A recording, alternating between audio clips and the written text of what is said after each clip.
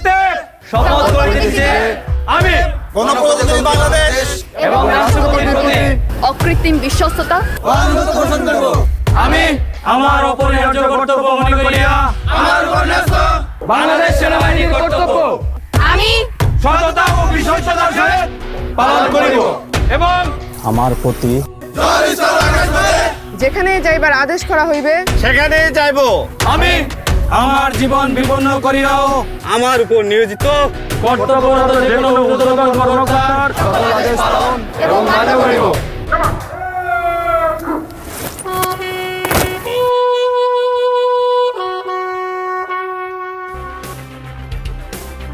অনির্বাণ বাংলাদেশ সেনাবাহিনীর সাংস্কৃতিক প্রকাশ। আমরা বিশ্বাস করি আমাদের জীবনের ছোট ছোট গল্পগুলোই আমাদের সংস্কৃতি। এমন কিছু গল্প নিয়ে এবারের অনির্বাণ সাজানো হয়েছে।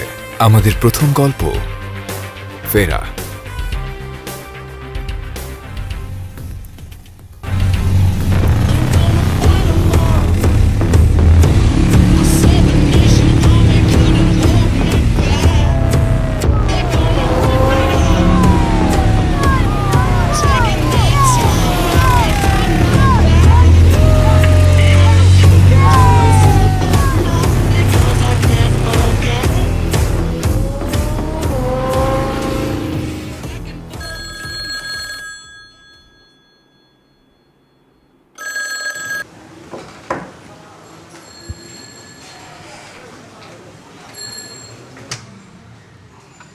হাই বাবা, সরি আজকে একটু দেরি হয়ে গেল।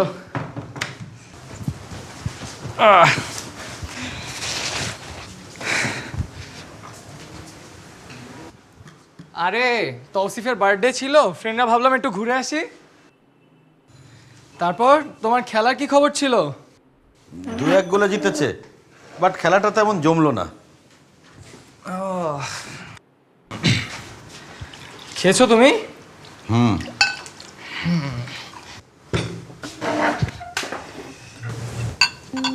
কি এটা?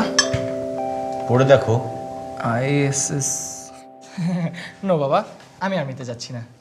আইএসএসবি থেকে যখন কল করেছে ভাইবাটা অ্যাটেন্ড করো।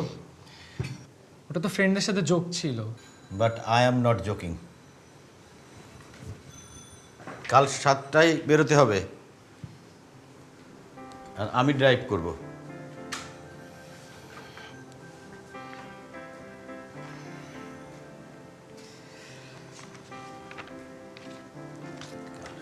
ড্রাইভটা তো তুমিই করবে, কিন্তু পরীক্ষা তো দিব আমি। যদি জানতে চাই আর্মিতে কেন জয়েন করতে চাস, কি বলবি?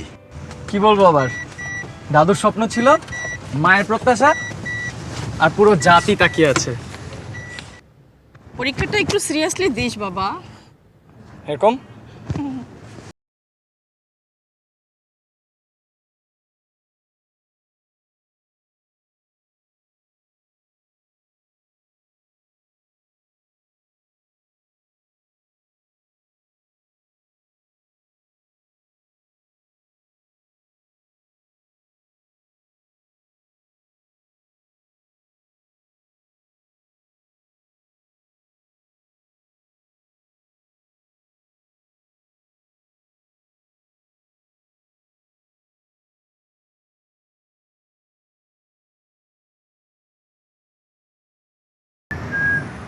Sorry.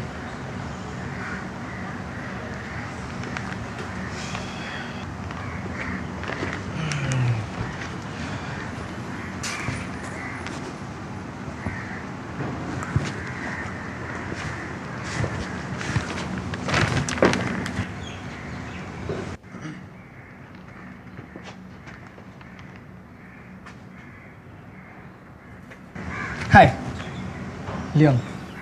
মাসুর। Cadet college? Faujdarhat cadet college. I knew it. See, একদম পুরা born to be a soldier type, right? Yeah right. আমি এখানে আসতাম না। It's my dad. I have other plans. Start up করবো অ্যাব্রড, বেবে। বাহ, I have heard BMA life is like pura steamroller. Strict, I know. ভাই আর্মিতে ছিলেন তো, শুনেছি। ছিল? He had an accident. Engineer ছিল, বান্দরবনের পাহাড় ধসে ভাই ইনজুর্ড হন। That's harsh.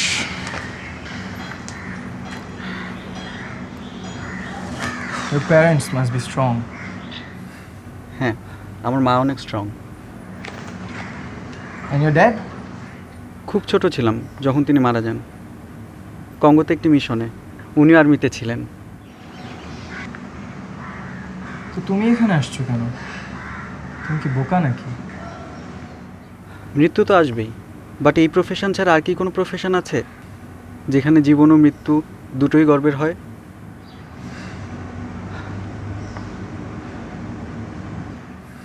আমার বাবার ছবিটা দেয়ালের খুব উপরে টাঙানো। বাবাকে দেখতে হলে মাথাটা উঁচু করে দেখতে হয়।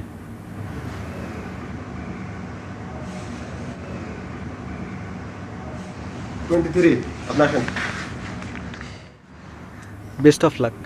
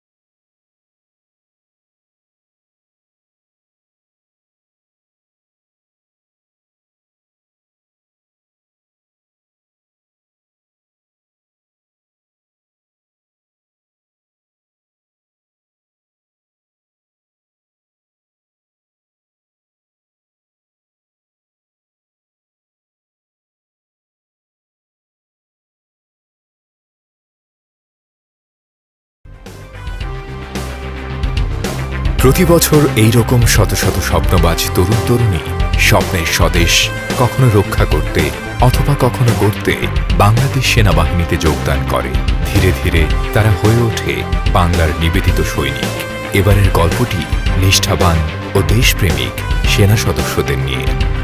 এই গল্পের নাম অপারেশন আলো।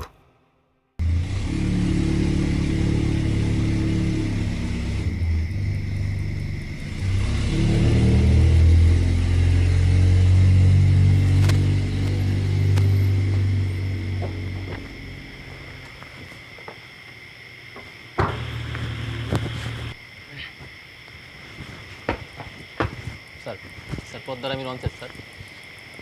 942, can you hear me over? Loud and clear, sir. Over. 942, তোমাকে যে স্কুলের মডিফাইড প্ল্যানটা পাঠিয়েছিলাম, did you receive it? Over. Yes, sir. Over. 942, check it very carefully. Over. All right, sir. Over. 942, এটা একটা দুর্গম এলাকা, কিন্তু যে কোনোভাবে আমাদের স্কুলটা তৈরি করতে হবে। Over. Roger, sir.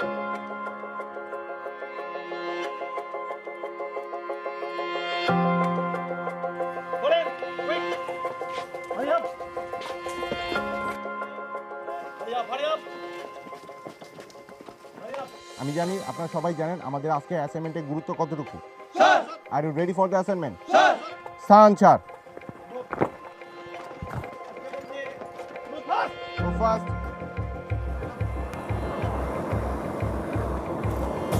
Two four nine over. 249, team brief. We are moving out. Over. Petrol 1 for petrol 2 over. Petrol 1 for petrol 2. আমরা নদীর 50 গজ আগে গাড়িগুলো থেমে যাবে, সেখান থেকে আমরা নতুন করে যাত্রা শুরু করব। Out.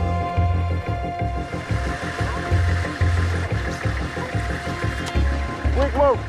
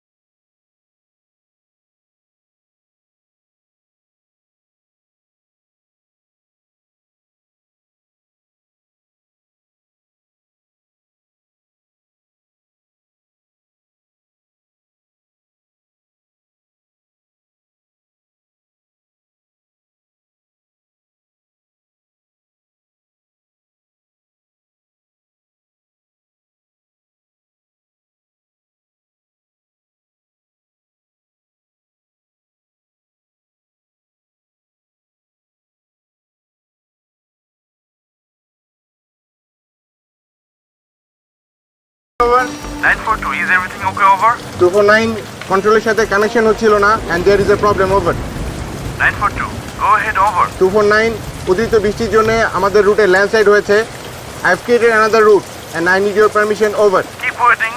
I will fall back you soon. Roger over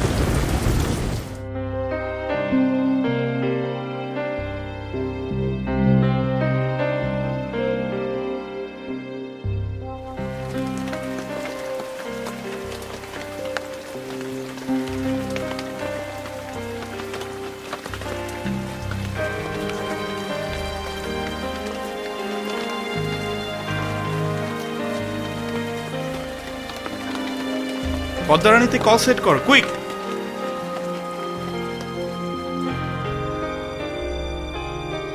942, can you hear me? Over. Loud and clear sir over 942, go with your modified plan, but ensure safety and security of your man. Over. Alright sir over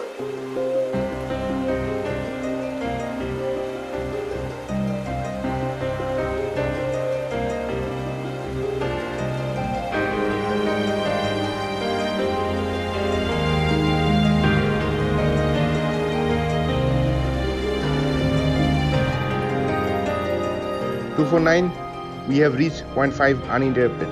Over.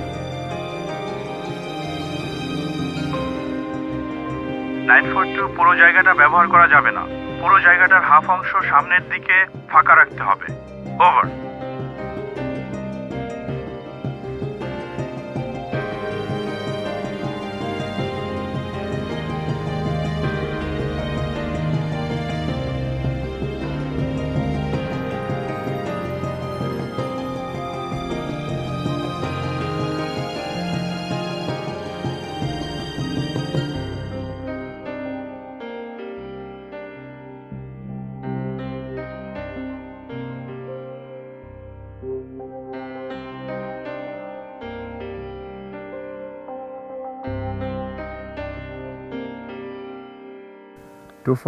we are almost done.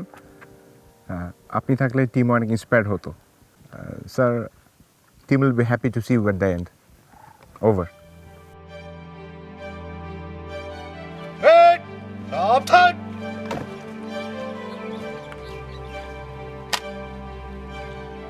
ভালো ছিল সবকিছু? Okay, good.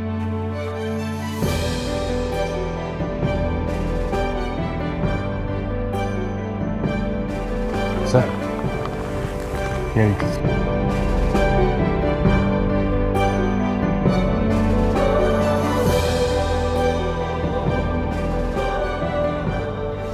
It's good. Sir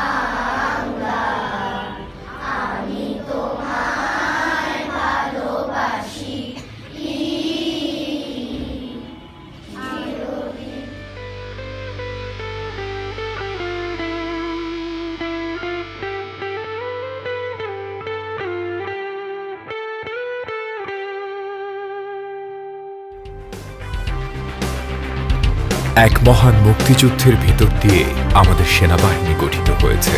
বহু ত্যাগ তিতিক্ষার মধ্য দিয়ে অর্জিত আমাদের এই স্বাধীনতা, আমাদের এই অর্জন গৌরবের, বীরত্বের। তাই আর গল্প নয়, এবার শোনা যাক দুই বীরের বীরত্ব গাথা, দ্য গ্রেট স্কেপ।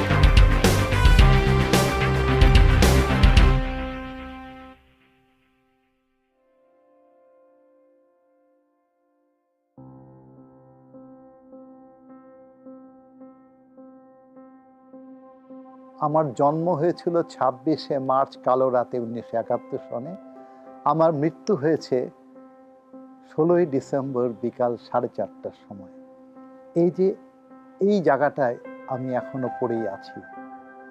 এই জায়গাটা নিয়ে আমি চেষ্টা করি অনেক গবেষণা করার জন্য, কিন্তু ইতিহাস অনেক অংশে নির্বাক হয়ে গেছে। কারণ জাতির পিতার হত্যার পরে জাতি আর ইতিহাস চর্চা করতে পারেনি।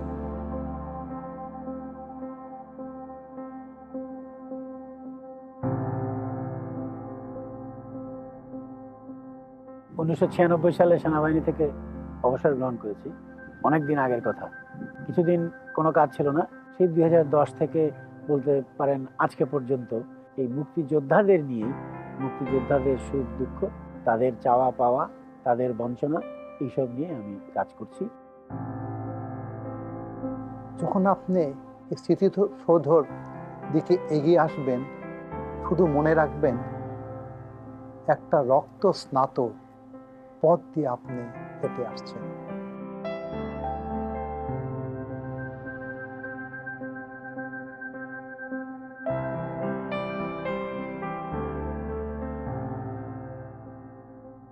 গেছিলাম পাকিস্তানি সৈনিক হব, পাকিস্তানকে বাঁচিয়ে রাখবো, পাকিস্তানের জন্য প্রয়োজনে যুদ্ধ করে জীবন দান করব। কিন্তু সেই পাকিস্তানিরা আমরা দেখলাম আমাদেরকে আব্দুল বলে রেখেছে। আপনারা জানেন আব্দুল শব্দের একটা অর্থ হচ্ছে নকর, নকর হচ্ছে চাকর। বঙ্গবন্ধু ৭ই মার্চের ভাষণে একই কথা বলেছিলেন, তারা আমাদের গোলাম বানিয়ে রেখেছে।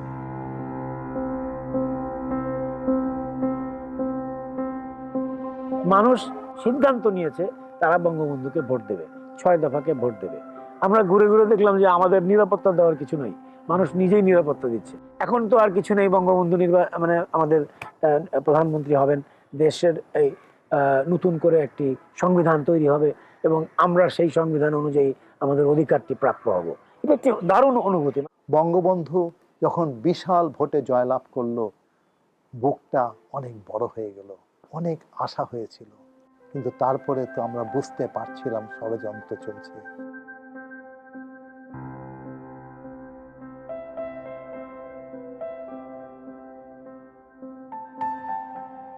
জানুয়ারি মাসে আমার নাম এসে যায় একটি প্রশিক্ষণের জন্য কোয়েটাতে, পশ্চিম পাকিস্তানে বেলুচিস্তানের রাজধানী কোয়েটাতে। ওখানে ট্রেনিং এর সময়ও অনুভব করলাম যে এই ওদের ভেতরে এক ধরনের বিদ্বেষ ভাবটি প্রকাশ পাচ্ছে। ছিলাম নর্থ ওয়েস্ট ফ্রন্টিয়ার প্রভিন্সে, জানতে পারিনি, কিছু কিছু খবর পেয়েছিলাম। একটা ভাষণ দিয়েছেন বঙ্গবন্ধু, বলেছেন প্রস্তুত থাকার জন্য। টিক্কা খানের স্টেটমেন্ট শুনলাম, ঢাকা হ্যাজ নো পিপল, ঢাকায় কোনো মানুষ নাই, কিছু নেড়ি কুকুর ঢাকার মধ্যে হেঁটে যাচ্ছে, তারাই বলেছে। এই ইয়াহিয়া খান সাহেব তখন এই যে সংবিধান রচনার জন্য যে অ্যাসেম্বলি বসার কথা ছিল, বঙ্গবন্ধুর আসার কথা ছিল, সেটিকে উনি বন্ধ করে দিলেন।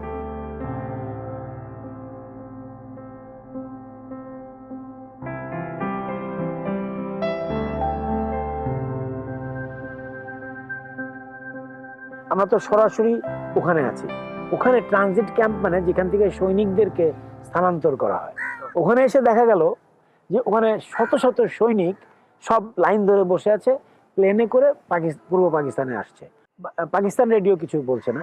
তখন আমরা বিবিসি রেডিওটি ধরলাম, আমি আর বাইজিদ ধরে শুনলাম যে ওরা বলছে যে পাকিস্তান সেনাবাহিনীর সদস্যদের সঙ্গে ইস্ট বেঙ্গল রেজিমেন্টের সদস্যদের গোলাগুলি হয়েছে এবং অনেক মানুষের মৃত্যু হয়েছে। তখন আমি আর বাইজিদ বললাম যে ভাই আর এখানে থাকা যাবে না, চলো যাই আমরা। কিন্তু টিকিট তো নাই, টিকিট তো ২৭শে মার্চ, আমার তো ফেরার কোনো রাস্তা নাই। ওই ২২শে মার্চের পিআই এর ওই ফ্লাইটটি ছিল শেষ স্বাভাবিক ফ্লাইট। এরপরে আর কোনো স্বাভাবিক ফ্লাইট শুরু হয়নি। ৩ দিন পরে ২৫শে মার্চের পরে সব ফ্লাইট বন্ধ হয়ে যায় এবং ওই ফ্লাইটটিতেই ছিল জুলফিকার আলী ভুট্টো সাহেব, যিনি ওই ফ্লাইটে আসলেন, আমরাও একসাথে আসলাম। উনিও নামলেন, উনিও চলে গেলেন নেগোসিয়েশনের জন্য। ২৬শে মার্চে গণহত্যা শুরু হলো। তখন হলো আমার জীবন জিজ্ঞাসা, আমি কি করব?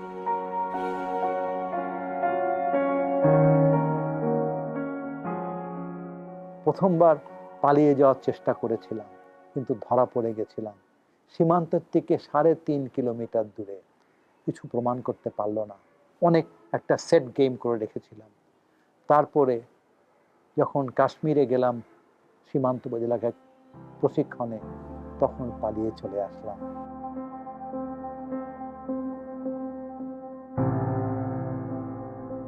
আমরা আবার ততদিনে টঙ্গীর মোড়ে ব্যারিকেড দিয়ে ফেলেছি, যাতে কোনো কেউ আমাদের না জানিয়ে যেন কেউ এদিকে না আসতে পারে।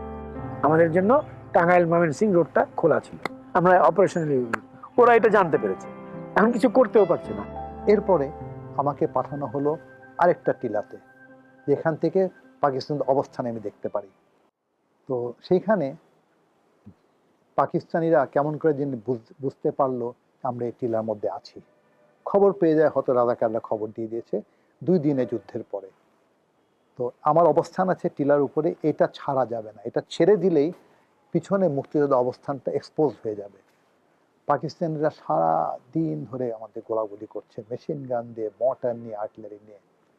তো ওই যুদ্ধে আমি রাত পর্যন্ত যুদ্ধ করেছিলাম। তারা 2টো আক্রমণ করেছিল, আমরা মেশিন গান দিয়ে 2টো আক্রমণ তাদেরকে পরাজিত করেছিলাম, কিন্তু তারা আর এগিয়ে আসতে পারেনি। তো এই জন্য আমাকে বীর প্রতীক খেতাব দেওয়া হয়েছিল যে শত্রুর সামনে অবস্থান নিয়ে মৃত্যু খুব কাছাকাছি ছিল, এই তরুণ অফিসার সে তার সৈনিকরা, পিছনের সৈনিকরা বিপদে পড়বে বলে সে জীবনে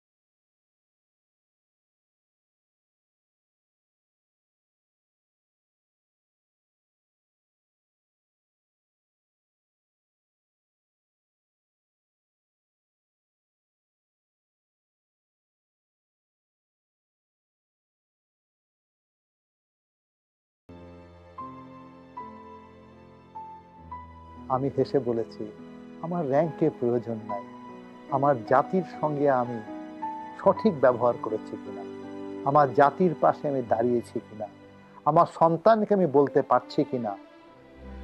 এটা কিন্তু শুধু আমার ঐরসজাত সন্তান না, আমার নতুন করে সন্তানকে বলতে পারছি কিনা ৭১-এ আমি ছিলাম তোমাদের জন্য।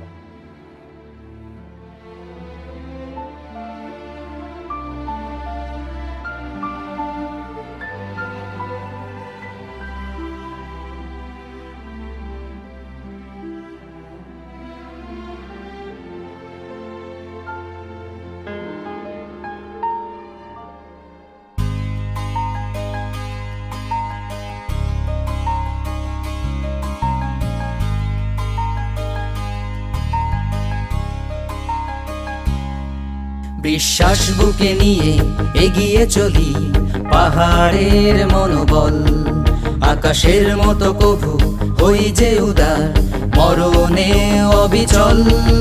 আসে ঝড় যদি হারাবো না পথ, আমরা দামাল সেনা। আসে ঝড় যদি হারাবো না পথ, আমরা দামাল সেনা।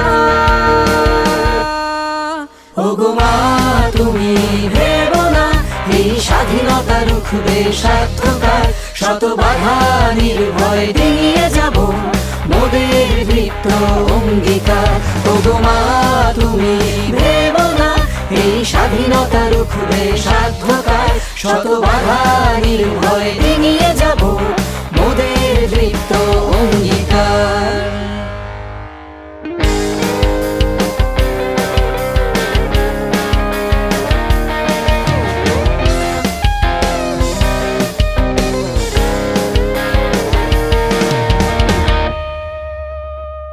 এ জীবন আমরণ বাজি রেখে যাব মোরা চিরদিন, যত সুখ ভুলে দুঃখ লাল সবুজে রবে অমলিন। সম্মানী গৌরবে চির উন্নত মমশীল, কখনো নত হবে না শির শিখর হিমাদ্রি। ওগো মা তুমি ভেবো না, এই স্বাধীনতা রুখবে সার্থকার, শত বাধা নির্ভয় ডিঙিয়ে যাব মোদের দৃপ্ত অঙ্গীকার। ওগো মা তুমি ভেবো না, এই স্বাধীনতা রুখবে সার্থকার, শত বাধা নির্ভয় ডিঙিয়ে যাব মোদের দৃপ্ত অঙ্গীকার।